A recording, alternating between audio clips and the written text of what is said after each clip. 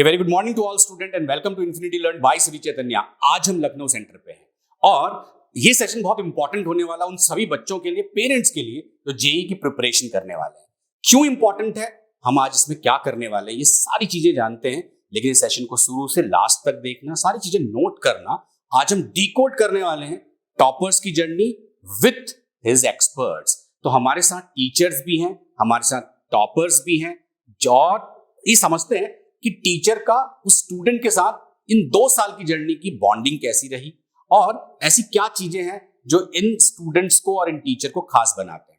तो let me introduce आलोक Awasthi sir, जो लखनऊ के बहुत ही फेमस टीचर हैं, केमिस्ट्री के लीजेंड है, having more than 20 years of experience, taught so many students under 100 rank and one of the greatest name in the chemistry in the entire Lucknow.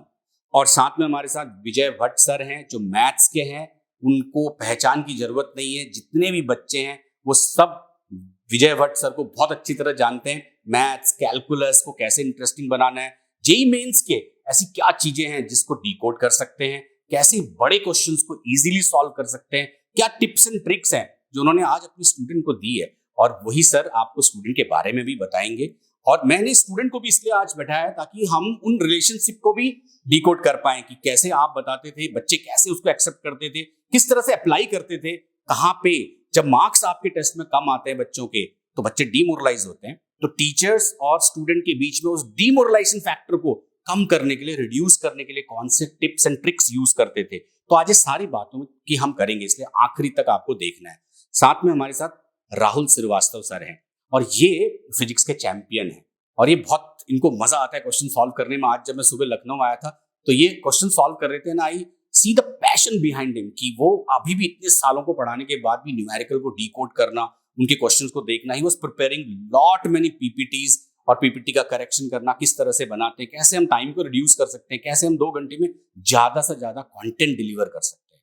तो ये सारे teachers अपनी एक्सपर्टीज आपके साथ शेयर करने वाले हैं अपने स्टूडेंट्स के साथ। और ये स्टूडेंट आज मेरे साथ बैठे हुए हैं, इनके 259 स्कोर है जेई मेन 2024 में, और ये आपको बताएंगे कि टीचर्स के साथ इनकी जर्नी कैसी रही और क्या क्या डिफिकल्टीज आई। जनरली हम टॉपर्स की अचीवमेंट के बारे में जानते हैं, आज हम डिफिकल्टी भी जानेंगे, टीचर के मुंह से भी सुनेंगे और स्टूडेंट के मुंह से भी सुनेंगे कि किस तरह से उन्होंने इन सारे डिफिकल्टीज को हैंडल किया। So I handed over the stage to Alok Awasthi sir. Let's start the discussion with the student and teachers. Sir thank you. पहले तो मैं अब्दुल को कांग्रेचुलेट करना चाहूंगा और अब्दुल से ये पूछना चाहूंगा कि बेसिकली सबसे ज्यादा जो प्रॉब्लम आती है वो ये आती है कि केमिस्ट्री में हम क्या करें। मैक्सिमम बच्चों के दिमाग में होता है हम साइंस के स्टूडेंट्स हैं तो हमें केवल लर्निंग करनी है, हमें लर्निंग पे फोकस नहीं करना है, हमें केवल पढ़ते रहना है और केवल समझ के काम चलाना है। तो क्या लर्निंग बहुत इंपॉर्टेंट है केमिस्ट्री पॉइंट ऑफ व्यू से, क्योंकि 3 टॉपिक हमारे हैं, एक फिजिकल, एक ऑर्गेनिक और एक इनऑर्गेनिक। तो उसमें आप क्या कहना चाहेंगे, आपके व्यू क्या है, क्या आखिरकार लर्निंग ही जरूरी है या केवल समझने से काम चल सकता है? सर एक्चुअली इनऑर्गेनिक में मैं कहूँ तो लर्निंग ही सबसे इम्पोर्टेंट है। कुछ चीज़ें आप समझ सकते हैं बट ओवरऑल आपको डेली रिवाइज करना ही पड़ेगा। बाकी फिजिकल में इतनी एज सच नीड नहीं होती है और ऑर्गेनिक में भी लर्निंग होती है, तो डेली रिवाइज करना होता है और वही किया है मैंने बस। मैं मैथ्स में ये पूछना चाहूँगा कि लास्ट के 3-4 सालों से, है ना, अगर देखा जाए तो मैथ्स का जो पेपर है वो as compare to physics and chemistry जो है थोड़ा हायर साइड पे रहता है ना, या जैसे बच्चे कहते हैं टफ रहता है, बट मैं कह सकता हूँ कि हायर साइड पे रहता है। तो इसको तुमने कैसे हैंडल किया मैथ्स को? सर इसका बेस्ट मेथड मुझे लगता है आपको पहले पीवाईक्यूज देखने चाहिए, बिकॉज उससे आपको काफ़ी पैटर्न एनालाइज होता है। लाइक वेक्टर 3D में वो सिर्फ एक ही टाइप के सवाल पूछते हैं, तो उससे आपको थोड़ा कॉन्फिडेंस आता है कि अच्छा बस इतना ही है। और बाकी सिलेबस भी रिड्यूस हुआ आपकी, बट पीवाईक्यूज बहुत इंपॉर्टेंट है मैथ्स में 2021, 2022, 2023 के। और बस मैं उनको देख के प्रैक्टिस करता था और बाकी तो कोचिंग के मॉड्यूल्स करता था बस, बाकी ऐसा कुछ। अच्छा, कितना टाइम लिया ये जो अभी एग्जाम हुआ तुम्हारा, है ना, 29 का था, है ना, तो इस एग्जाम में जो है तुमने मैथ्स में कितना टाइम दिया? मैंने 1 hour 30 minutes दिए मैथ्स में। 1 hour 30 minutes। It Yes. Means जो है 1 hour 30 minutes में फिजिक्स केमिस्ट्री हाँ, कर लिया, ठीक है ना। बिल्कुल। तो इसका मतलब ये है कि अगर फिजिक्स केमिस्ट्री अगर किसी का स्ट्रांग है तो उससे मैथ्स कहना चाहिए कि मतलब बाय डिफॉल्ट उसमें मार्क्स बढ़ सकते हैं। हाँ सर, एक्चुअली टाइम मिल जाता है बहुत। Time। तो कुछ कुछ आंसर्स होते हैं जो थोड़े कॉम्प्लिकेटेड टाइप के होते हैं, जिसमें रूट वगैरह बहुत आ रहा होता है, तो फिर टाइम होता है तो हो जाता है वो सॉल्व। तो बस यही है। Many congratulations Abdul. अब्दुल ने फिजिक्स में 100 आउट ऑफ 100 स्कोर किया है। तो मैं अब्दुल से ये जानना चाहूँगा कि जो बहुत सारे बच्चों का एक क्वेश्चन होता है क्लास में कि सर जब हम लोग घर पे पढ़ाई करते हैं या घर पे क्वेश्चन सॉल्व करते हैं तो बहुत आसानी से हो जाता है, लेकिन जब हम एग्जाम में वही क्वेश्चन सॉल्व करते हैं तो हम पैनिक कर जाते हैं और वो हमसे नहीं हो पाता है। तो मैं जानना चाहता हूँ कि किसी टॉपर स्टूडेंट से कि उसका क्या इस पे व्यू है कि बच्चों को क्या करना चाहिए कि वो एग्जामिनेशन टाइम पे कभी पैनिक ना करे। तुमने कैसे इसको मैनेज किया? सर एक्चुअली ये प्रॉब्लम मेरे साथ भी होती थी बहुत। तो कुछ कुछ आसान क्वेश्चन बहुत जल्दी हो जाते थे, बट टफ में थोड़ी प्रॉब्लम आती थी। तो फिर मैंने टाइम बाउंड प्रैक्टिस थोड़ी ज़्यादा करी जेईई मेंस के पॉइंट ऑफ व्यू से। तो मैं पीवाईक्यूज भी टाइम बाउंड करता था, और मॉक टेस्ट तो रहती हैं टाइम बाउंड, और बाकी अपना मेनली रिवीजन करता था। बाकी टाइम बाउंड प्रैक्टिस बहुत इंपॉर्टेंट है। स्टार्टिंग में आपको थोड़ा अनकंफर्टेबल लगता है उससे, बिकॉज स्टार्टिंग में बहुत पैनिक सा हो जाता है, आपसे नहीं हो रहे होते क्वेश्चन, बट फिर हैबिट बन जाती है, तो फिर आप एग्जाम में भी अल्टीमेटली कंफर्टेबल ही रहते हैं उसके साथ। अच्छा, एक और मेरा सवाल ये है कि जब हम फाइनल एग्जाम देने जाएं तो हम एक प्रॉपर स्ट्रेटजी के थ्रू जाएं जो हमने पहले से डिसाइड कर रखा है कि हमें किस सब्जेक्ट में कितना टाइम देना है और सीक्वेंस क्या होना चाहिए, या वहाँ पे जाके हम कई बार, क्योंकि बहुत सारे बच्चों की प्रॉब्लम है कि वो सोच के कुछ और जाते हैं बट वहाँ जाके सडनली उनका ना मतलब वो ब्लैंक हो जाते हैं, उनको कुछ भी समझ नहीं आता कि हम कैसे पेपर को टैकल करें। तो ये हम एक विल पावर कैसे अपना स्ट्रॉन्ग करें कि एग्जामिनेशन हॉल में जाके हम उसी स्ट्रेटजी को स्टिक करें जो हमने पहले से डिसाइड किया हुआ है। तुमने क्या किया था इसके लिए? सर मैं अपना पेपर 2 राउंड्स में करता था। तो उससे होता क्या था, जो सबसे इजी से क्वेश्चन सबसे पहले हो जाते थे। तो मेरा टारगेट ये नहीं रहता था कि मुझे इतने क्वेश्चंस करने हैं, फिक्स नंबर ऑफ क्वेश्चंस करने हैं। मैं पहले फर्स्ट राउंड में जितने मेरे क्वेश्चंस हो जा रहे हैं, पहले chemistry, then physics, then maths, तो मैं कर लेता था। तो मोस्ट ऑफ द क्वेश्चंस हो जाते थे फर्स्ट राउंड में। फिर मैं सेकंड राउंड पे उन क्वेश्चंस पे आता था जिन पे अटक गया, फॉर्मूला नहीं याद आ रहा है या कुछ क्लिक नहीं कर रही बात, तो फिर हो जाते थे फाइनली। और आई और थिंक उससे ये भी एडवांटेज मिलता होगा ना कि अगर हमने स्टार्टिंग में कई सारे सिंपल क्वेश्चंस कर लिए तो अपने आप में कॉन्फिडेंस हाँ, हाई हो जाता है। वो बहुत इंपॉर्टेंट होता है। मैं भी पर्सनली फील करता हूँ कि ऐसा होता है और ऐसा ही करना चाहिए। हाँ। स्टार्टिंग के कुछ टाइम हमें हमें ऐसे क्वेश्चन को सेलेक्ट करना चाहिए पैनिक किए हुए बिना कि पूरा पेपर सॉल्व करना है।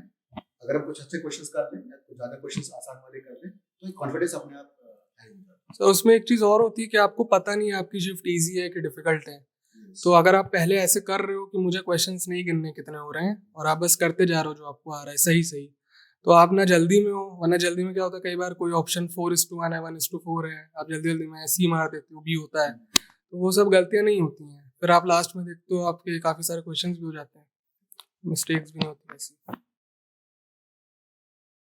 अप्रैल अटेम्प्ट के लिए क्या डिफरेंट, मतलब डिफरेंट नहीं कहना चाहिए, मतलब क्या करना चाहोगे जिससे परफॉर्मेंस और बेटर हो जाए? जो अभी इस बार परफॉर्मेंस आई है अच्छी है, बट और इससे बेटर करने के लिए क्या लगता है कि क्या करना चाहिए? तो मैं तो मैथ्स में ज़्यादा इम्प्रूव करना चाहूँगा, बिकॉज मैथ्स में अब तो सिलेबस कवर करना ज़्यादा भी इम्पोर्टेंट हो गया है। 23 जैसा लेवल नहीं है उतना ज़्यादा। तो पहले था कि सिलेबस उतना ज़्यादा नहीं है तो भी आप काफ़ी क्वेश्चंस कर लोगे, या कम क्वेश्चंस में आपकी अच्छी परसेंटाइल आ जाएगी मैथ्स में। बट अब इस साल क्या हुआ है कि लेवल थोड़ा डाउन हो गया है। तो पूरा सिलेबस अगर है मैथ्स में अच्छे से, तो फिजिक्स केमिस्ट्री इजी साइड पे ही है, आप उसको रिवाइज कर सकते हैं साथ साथ। बाकी मैथ्स इंपॉर्टेंट है, तो उससे काफ़ी स्कोर बूस्ट हो जाएगा। अच्छा, एक बहुत प्रॉब्लम बात हो जाती है, वो बच्चे मैक्सिमम कई बार पूछते हैं कि हमारा टाइम टेबल क्या होना चाहिए। मेरे टाइम टेबल का मतलब ये है कि मैंने मॉर्निंग टाइम में उठना है, किस टाइम पढ़ना है, कितने घंटे पढ़ना है, दोपहर में सोना है कि नहीं सोना है। मतलब बेसिकली ओवरऑल अगर बात करें तो बायोलॉजिकल क्लॉक की बात करते हैं। तो बायोलॉजिकल क्लॉक के बारे में तुमने इसको कैसे मैनेज किया, अपने टाइम टेबल कैसे मैनेज किया? ये बहुत से बच्चों की समस्या है, क्योंकि 16 घंटे पढ़े, 14 घंटे पढ़े, 12 घंटे पढ़े। मतलब कि पढ़ना इंपॉर्टेंट है कि आउटपुट इंपॉर्टेंट है, उसके बारे में तुम क्या कहोगे?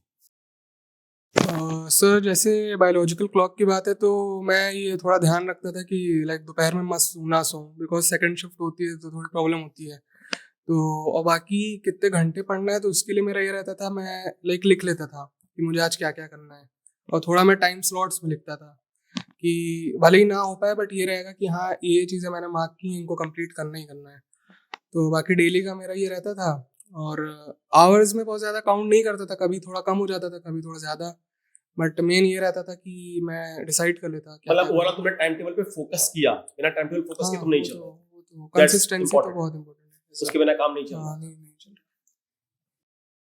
और अगर मान लिया, अगर कहा जाए कि हम जब क्वेश्चन सॉल्व कर रहे हैं, जैसे सर ने कहा कि पैनिक हो जाता था, ठीक है, अब पैनिक होने में मान लिया आपके शुरुआत में 4 5 6 क्वेश्चन कभी बार ऐसे ऐसे मैथ्स में आपने उठाए और वो नहीं हो रहे हैं, उस वक्त आपने क्या स्ट्रेटजी अप्लाई करी कि अब इस वक्त मैं क्या करूं, क्या दिमाग चलता था उस वक्त कि हम क्या करें, जैसे कहा ब्लैंक हो जाते हैं, तो अब उस वक्त तुम्हारे लिए साथ ज्यादा किसी 2-4 क्वेश्चन में ऐसा हुआ होगा, तब क्या करा तुमने, उसके लिए कैसे तुमने मैनेज किया? और ये चीज़ आप ज़्यादा अच्छे से तब सीखोगे जब आप मॉक टेस्ट बहुत सारे दोगे, बिकॉज वो अपने आप आ जाती है ऑटोमेटिक। क्योंकि रहता ही है कि आपको लगता है जब इनिशियली 4-5 क्वेश्चन आपसे नहीं हुए एक बार में, तो फिर आपको लगता है कि पेपर खराब हो गया, बट एक्चुअली जब प्रैक्टिस ज़्यादा रहती है तो पता रहता है अभी आगे के भी बहुत सारे क्वेश्चन है, पीछे के भी कुछ कुछ और करने हैं, तो फिर आप करने लगते हो, वरना आप स्टक हो जाते हो अगर आपकी प्रैक्टिस उतनी नहीं है, टेस्ट आपने उतने नहीं दिए हैं तो। बाकी ये तो मॉक टेस्ट से ही आता है मेनली।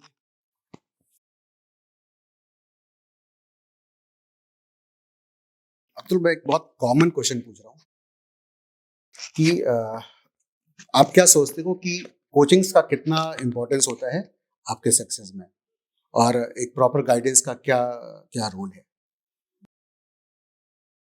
तो कोचिंग मुझे लगता है बहुत इंपॉर्टेंट होती है, बिकॉज कंसिस्टेंसी वहीं से मेंटेन होती है, जो आपको पता है आपको रोज़ ये करना है, जो टीचर बोल रहे हैं वो करना है, तो इनिशियली वो बहुत इंपॉर्टेंट होता है। तब आप कंसिस्टेंट रहे तो आपको पता रहता है जाना है तो होमवर्क करना है और डिस्कशन होगा वो सब कुछ, तो बाकी डिसिप्लिन लाइफ में हाँ वो बहुत वरना खुद से करते हैं तो ये रहता है कि बहुत रैंडमाइज हो जाती हैं चीज़ें कि ये भी करना है, सब कुछ करना है, तो अल्टीमेटली फिर उतना आउटपुट निकल नहीं पाता है।